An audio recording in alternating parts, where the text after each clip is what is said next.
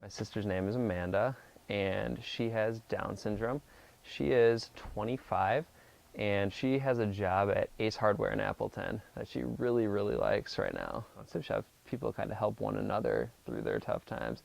It's not therapy, but it's, you see that there's other people like that. It helps you through times when it could be a little bit tougher. It's nice to know that you're not the only one, because in my class, I didn't have any other classmates that had siblings with disabilities.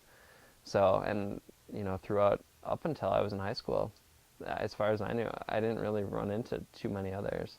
So it was nice, and it was something that we did. It was okay. It's here's Sibshops coming up, and I was always looking forward to it. It was always fun. It really opened my eyes to the fact that there's a wide variety of disabilities, and a lot of people have siblings with them. But it was nice to know that I wasn't the only person, and that there are a bunch of other people that have to go through the same type of thing. I think it's much easier to be empathetic when you've got a sibling with a disability. I think it makes it much easier to see that you gotta go through this and help feel what they feel, and help them out when they're having trouble, because they can't always help themselves in the way that they would like to.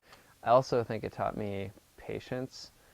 I'm not necessarily always the most patient person as it is, but it definitely improved my patience level. You should always, first of all, you should love your sibling and never be ashamed of them, or feel like they hold you back in any way, because you'll see that there's no way that happens. They add immeasurably more to your life than anything that they could, that they might hold you back, or when you might think, it's some kind of inconvenience or something. The second thing I would say is always work for them.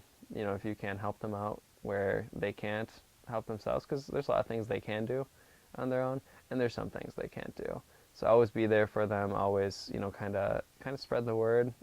Get other people aware of what they're going through, and in my experience with my sister, that she had, the people that she hung out with were just so nice to her at Appleton North. They were just fantastic friends, disabled and not disabled, and they just saw her as another person, with some special needs. You can't ignore that, but the way they treated her, and the way they took care of her and stuff, and she just loved them all.